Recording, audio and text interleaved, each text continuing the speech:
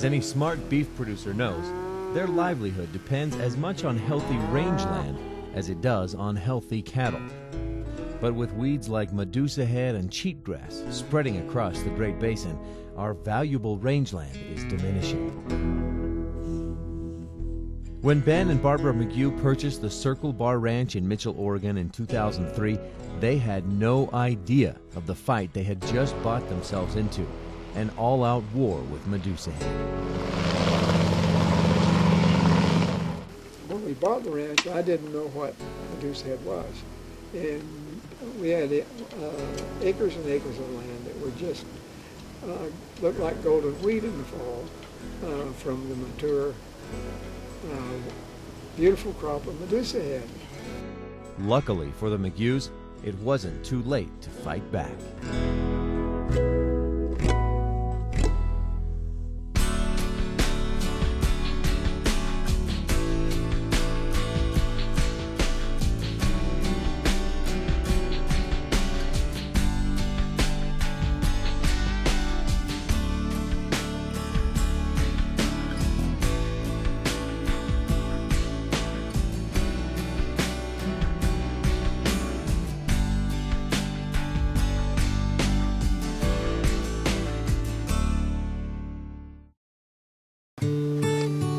We had been looking for ranch property for a long time, maybe 20 years.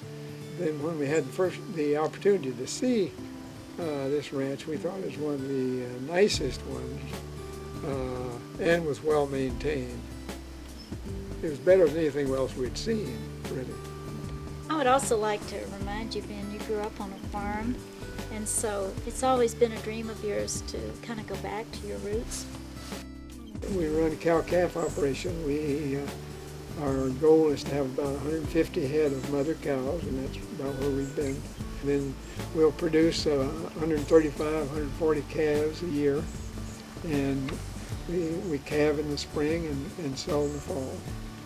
About 25% of our hay we grow ourselves. We have 70 irrigated acres. The Circle Bar is a traditional ranch of about 5,000 acres, and when the McGoughs first purchased it, Medusahead was already taking control of almost 600 acres, ranging from light infestations to complete monocultures. Medusahead, like the other annual grasses, typically germinates earlier in the season than the natives. In some cases, it can germinate in fall if the conditions are right, and it can germinate in spring. But regardless, it's germinating earlier and faster than almost every single either native or desired plant that we would put out there.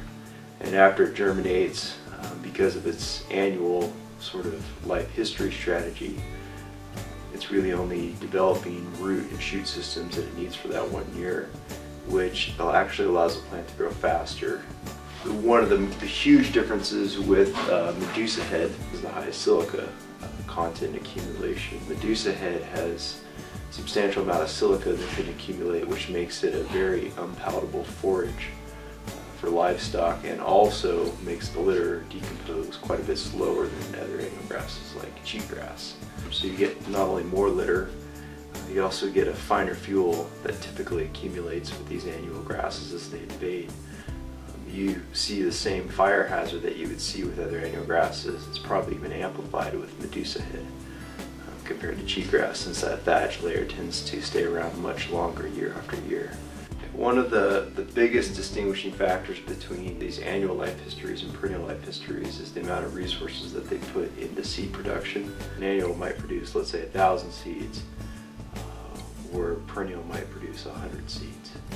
And if you extrapolate that to an area basis, where we often see annuals themselves at a much higher density, you can easily scale that up to tens of thousands of seeds more being produced by annuals relative to perennials. The ability to actually use Medusahead as a forage is reduced substantially. There's some indications that cattle might eat Medusahead for a week or two if you can get it exactly right.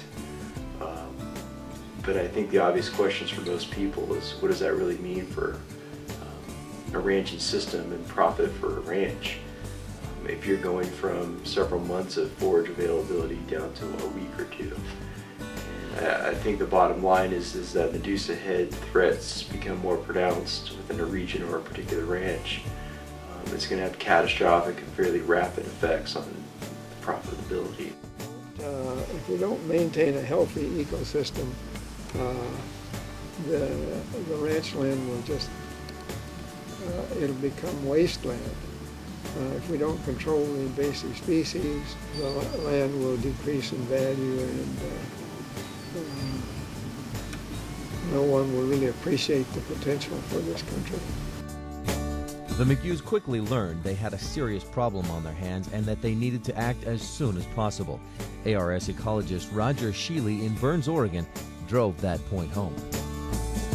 He made the remark that it would seem to me that you have two choices. One is to get on board with some kind of a project to control the Medusahead or sell now. But as land managers know, managing Medusahead has proven extremely difficult to nearly impossible in many rangeland situations. A few years ago I was at one of the Watershed Council meetings, and the subject was invasive species, and we were given a list of all the invasive noxious weeds in the state of Oregon. And it did not include Medusahead. And I asked the speaker, where's Medusahead? It's about as ugly as any of them. And the answer was, we don't know what to do with Medusahead, so the state has chosen not to include it as a noxious weed. I believe that's been corrected since that time. The first thing Roger Sheley suggested was to come up with a plan to start managing Medusahead. The first step in creating that plan was to sit down and set some goals for the ranch.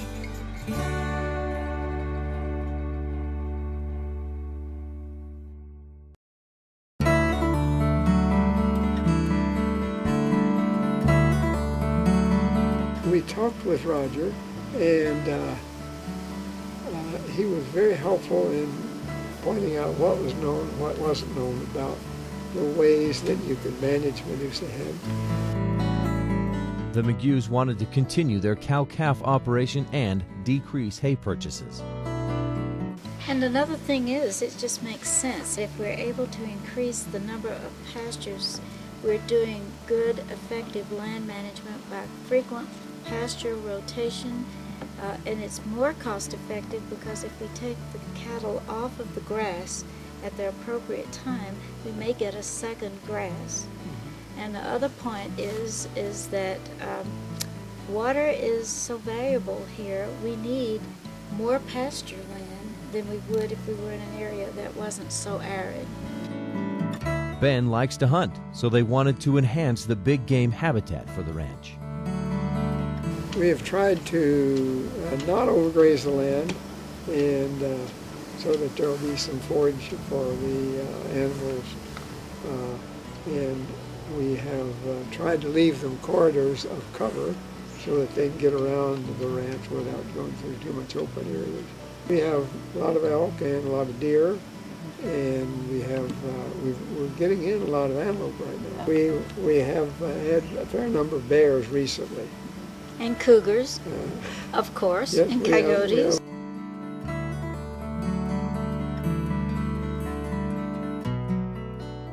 It has to be part of the stewardship of the land. It's just this, we've got to control it. We want to leave this place better than we found it. Why we like this and why we get excited about this is because we feel like we're better stewards of the land.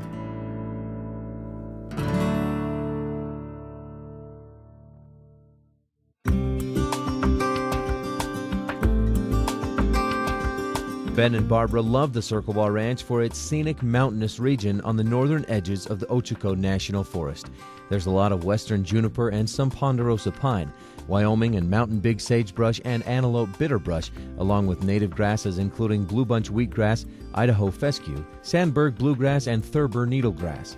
The soils have fairly high percentages of clay, which Medusahead favors. However, as with most invasive species, Medusahead is adaptable. We had acres and acres of land that were just looked like golden wheat in the fall from the mature, beautiful crop of Medusahead. But the problem was it was not good for anything except to create a fire hazard.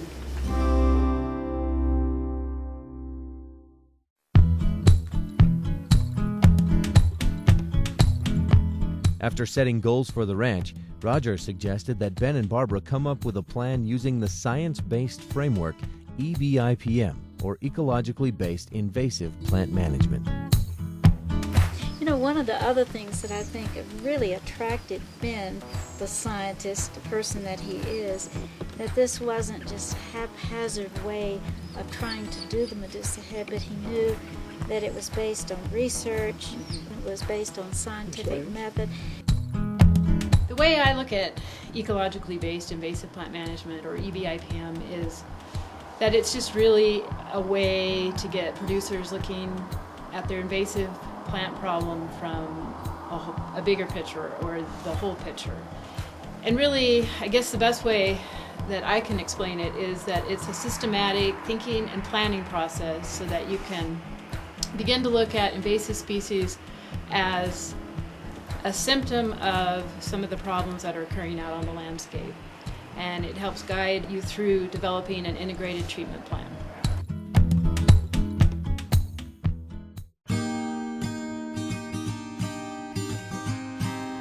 The first phase of the plan and top priority was preventing the invasion of uninfested areas. Prevention program really starts with some sort of a mapping program, so you can start prioritizing and knowing your areas that are weed-free, and you can start keeping them weed-free. And after that, start treating areas that are traveled where the seeds disperse easily, and treating roadsides, trails, that type of thing. Prevention has been sort of the cornerstone of the plan at the Circle Bar Ranch, and they started with mapping. They started right away treating trails and roadsides, and I think it has been one of the keys to the success of getting a handle on the Medusahead. The program, the way it was laid out, was to begin the control with spraying in the surrounding areas around the most severely infested areas, and to get those under control, and then move into the areas that are monoculture. Ben and Barbara realized the work involved in mapping, spraying, and seeding would be most efficient with a little more help. Currently we have a worker here for about 3 months in the summer. We chose to hire a summer employee that had a knowledge of invasive weeds and also mapping and GIS to start surveying around the outer edges of the ranch. And then GPSing each infestation and the size of it. From there, that person also had a sprayer that they sprayed plateau. Every time they found a small infestation, they would spray it right there. The worker would also carry some seed with him, and on those areas, especially the areas that were too steep to get any equipment on, they would broadcast it on and rake it in. The bigger infestations, we mapped them just like we did the little ones, and we saved for a later date when we had more time to come back and spray those big infestations. The next phase in the plan was to integrate ecological tools and strategies into the management of Medusahead infestations. An integrated plan. So they're not just looking at one specific treatment to solve the Medusahead issue. Our strategy started with surveying the ranch. Documenting the areas that you have Medusahead. The mapping is important. Spraying and reseeding. Initially, we started to seed with a normal rangeland rate of around 11 pounds to the acre of desirable species, grasses and forbs. Not overgraze the land. Frequent pasture rotation. Keep seeding again next year, and then you'll get the right mix at the right time, and you get a good growth of desirable plants.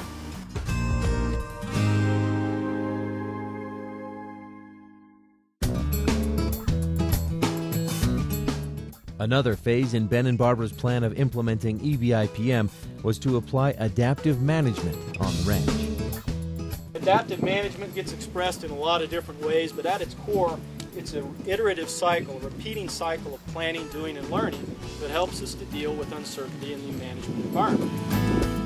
Trying to get people to look at trying something without waiting around and just wondering what they're going to do. And to do that by setting up treatments that are both replicated and are compared to a control. And the control means that you're either using the management practices that you've always been using, or you're not doing any kind of management. And that way you can compare and actually know if the treatments are working. And if they're not, then you adapt and set up something else. Adaptive management has definitely been ongoing at the ranch. I know one of the things that they initiated was the one-pass system in the first year, where they were actually spraying and seeding in one treatment, one pass. That didn't work out so well for them, and it has shown promise in other areas. It didn't work out on the circle bar, so they changed that. They've also changed their seeding. They changed up their seeding mixes. If one seeding mix didn't work one year, then they've changed it up. They've changed rates. So doing different things. Started to change because we noticed that our seeding rate, we weren't getting very much establishment. So we upped our seeding rate. We'd do 2 times the rate and many times 3 times the rate. That's where we started to see some establishment in there.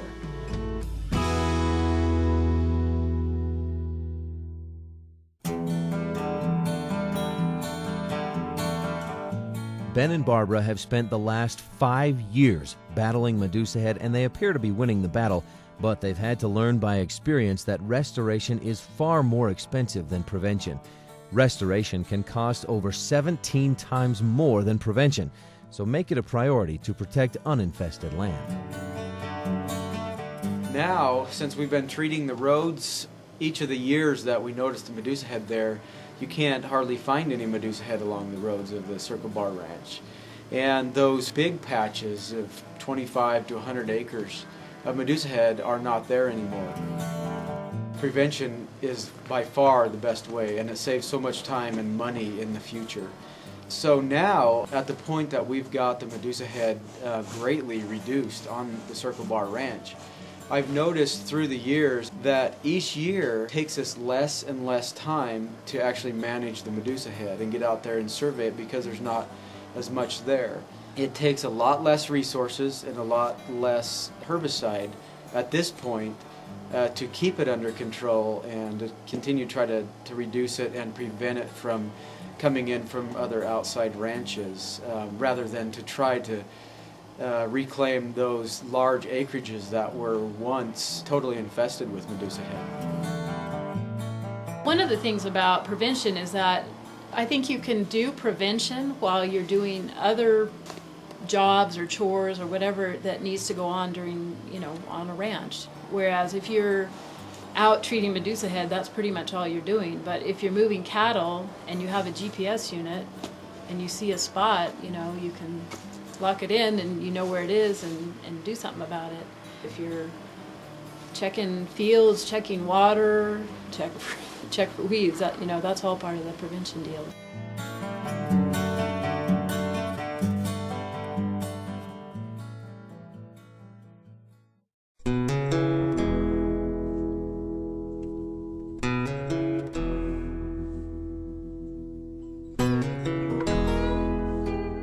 Without a doubt, we've made this ranch more productive by controlling the Medusahead. We have good grass and alfalfa growing in areas where we had monocultures. We have better grass growing in areas that were mildly infested. So without a doubt, we're more productive. It certainly makes the place more valuable, and certainly does produce more grass. And it has to be part of the stewardship of the land. We've got to control it. Ben and Barbara appear to be winning their war with Medusahead. They've treated more than 500 acres and have reseeded at least 100 acres. They've reduced the overall acreage of Medusahead by at least 60 to 70%. This success has come at a significant price and commitment, along with at least 5 key elements. They recognized the severity of the Medusahead problem and realized that ignoring it would not make it go away. They committed themselves to the task and understood the persistence and resources required to successfully control the Medusahead and restore their land. Establish a long-term plan and be ready to commit the resources that will allow this plan to get underway and stick with it. It'll be a battle forever.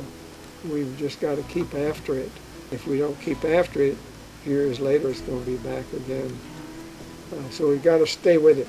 It's a program you've got to stay with. The third key is that Ben and Barbara have used EBIPM to focus on and treat the actual causes of the infestations. I think it's an overall strategy. We have a hard time finding any really dense areas of infestation now. Most of them are pretty scattered. And we have good grass and alfalfa growing in the areas that we had monocultures in 5 years ago. With help, the McGoughs developed treatments to integrate strategies and tools to fully address the management of Medusahead. And lastly, Ben and Barbara made prevention a top priority. They committed to prevent the further spread of Medusahead into uninfested areas by thorough mapping and monitoring. Mapping the areas, documenting the areas that you have Medusahead, the level of infestation, and control of the growth of the Medusahead with a herbicide, and then getting the desirable plant seeds into the field. I think it's really important to have a community of ranchers also band together and get into a program like this, because, for example, we have this ranch, the adjacent ranch has no program going. They feel like the Medusahead project is more than they can do. And the elk that come on our ranch also go on their ranch, and they become the transport for Medusahead. So it's like spooning the ocean if we don't get a community of ranchers inspired and educated about what they can do about it, so that it can be a team effort.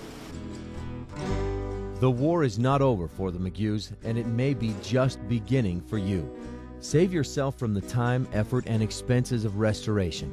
Take action now by focusing on prevention first, by monitoring key areas of high priority and using good management practices. If you're faced with infestations of Medusahead or other invasive species, use EBIPM to look at how you can alter the system with lower cost alternatives.